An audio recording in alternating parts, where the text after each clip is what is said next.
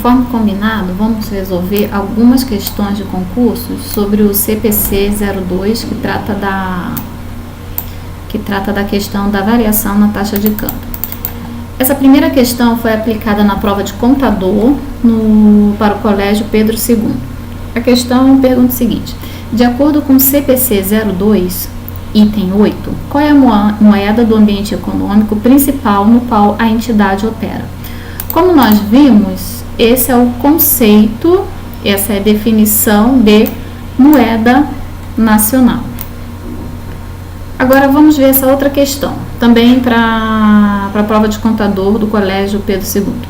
O direito a receber ou a obrigação de entregar um número fixo ou determinável de unidades de moeda é característica essencial de qual das alternativas abaixo, de acordo com o CPC 02, item 16. Isso aqui é a definição de item monetário. Toda vez que estamos diante de um item monetário, ou nós temos o direito de receber uma quantidade de moedas, ou temos a obrigação de entregar.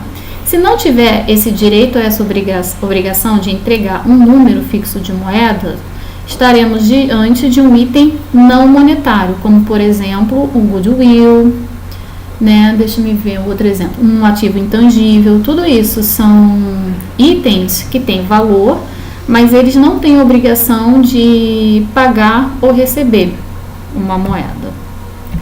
Agora vamos aqui nessa questão, essa é interessante. Essa aqui foi aplicada no exame de suficiência do CFC. Uma sociedade empresária adquiriu em 16 de 11 de 2012 mercadorias de um fornecedor estrangeiro por $100 mil para pagamento no prazo de 90 dias. A moeda funcional da entidade é o real.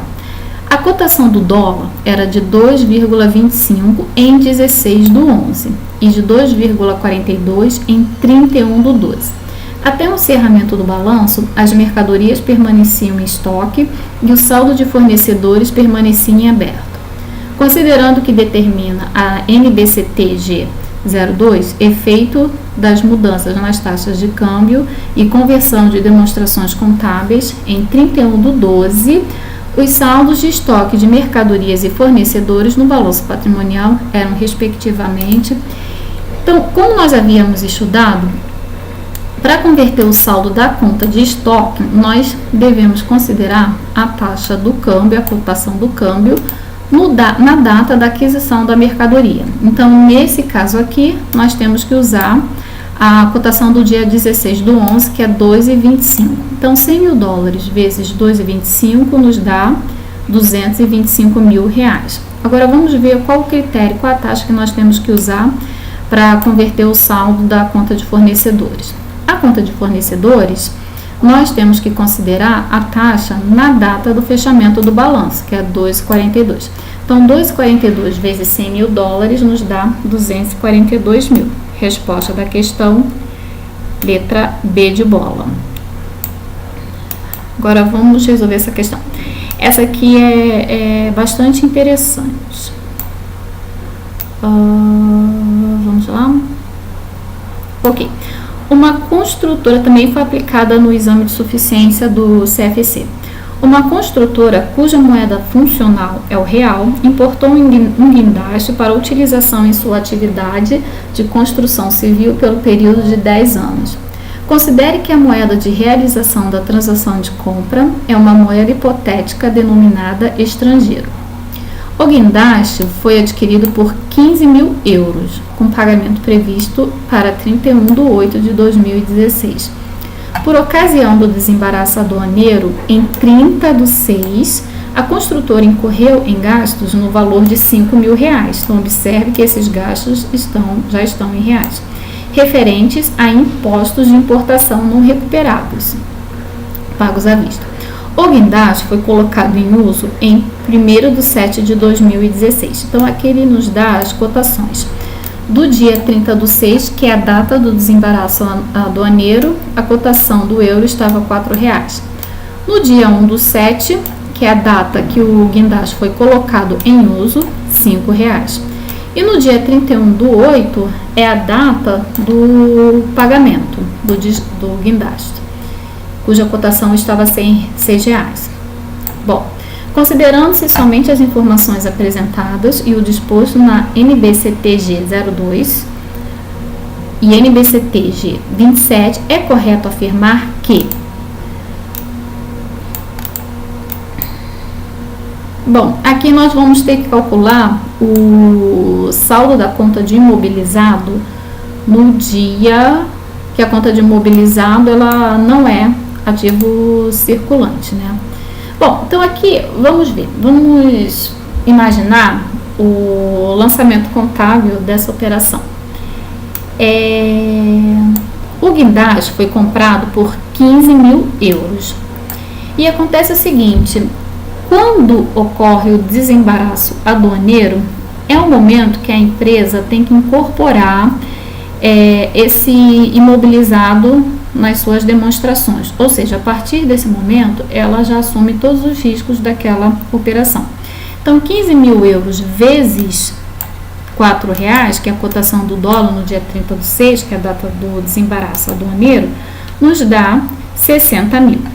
Acontece que para a empresa colocar em funcionamento esse guindaste, ela teve um gasto com impostos de importação na faixa, no valor de R$5 mil. Então, esses impostos que foram gastos para colocar o guindaste em uso, ele deve ser incorporado ao custo desse imobilizado. Então, o custo desse imobilizado é 60 mil, que é a conversão do imobilizado na nossa moeda, mais esse gasto de impostos de 5 mil. Então, nos dá um total de 65 mil, tá? Então, a resposta da questão é a letra D. Em 30/6, o ativo não circulante imobilizado totalizou o valor de 65 mil reais.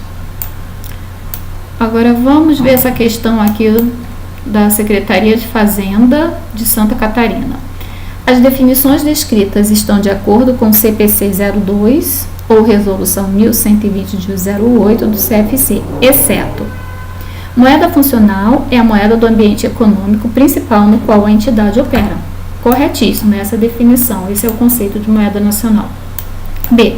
Taxa de câmbio taxa de fechamento é a taxa de câmbio vigente no momento em que a operação é realizada, ou seja, no momento em que a receita é ganha ou no momento em que a despesa é gerada. Nada a ver.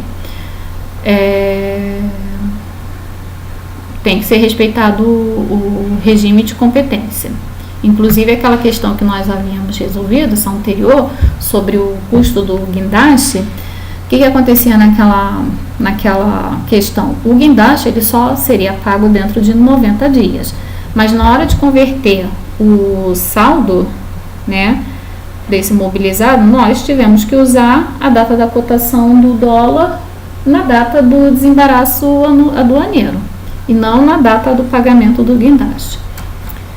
Letra C. Itens monetários são aqueles representados por dinheiro ou por direitos a serem recebidos e obrigações a serem liquidadas em dinheiro. Corretíssimo.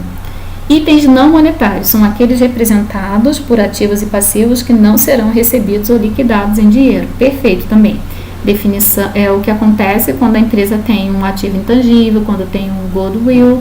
Ela tem um ativo, mas esse ativo não será liquidado ou recebido em dinheiro. E letra E. Variação cambial é a diferença resultante da conversão de um valor em uma moeda para um valor em outra moeda, a diferentes taxas cambiais. Perfeito. Então, a resposta, a única coisa aqui que está errada é a definição que está na letra B. Agora, vamos ver essa última questão. Em 22/12 de 2010, uma sociedade efetuou uma exportação de mercadorias no valor de 470 mil dólares, com recebimento previsto para 15 dias.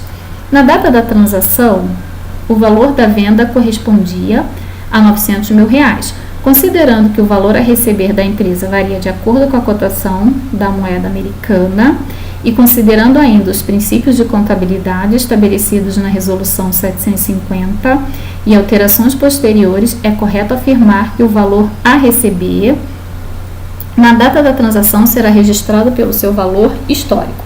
E a diferença na variação da moeda deverá ser reconhecido no resultado somente na data da liquidação da operação com recebimento do valor alterado. Não. Na data da transação deverá ser registrado, considerando a previsão da taxa de câmbio na data da liquidação, e dessa forma, se houver uma previsão na redução da taxa de câmbio, a receita da venda a ser reconhecida será reduzida por esta variação. Não, muito complicado, não é isso. Letra C. Deverá refletir os efeitos da alteração do poder aquisitivo da moeda nacional, devendo ser reconhecidos nos registros contábeis o ajuste em decorrência da alteração na taxa de câmbio, de acordo com o princípio da competência. Exatamente. Nós devemos considerar a taxa de câmbio independente, né, respeitando o regime de competência, independente do regime de caixa. Para o saldo da conta de estoque, nós temos que considerar a taxa de câmbio da data da aquisição daquele estoque. Não importa se ele vai ser pago à vista ou vai ser pago daqui a 12 meses. Isso não importa. E a mesma coisa é o contas a pagar, os fornecedores. Nós temos que considerar a taxa de câmbio no dia do fechamento do balanço, dia 31/12. Não importa se a mercadoria vai ser paga só no ano seguinte.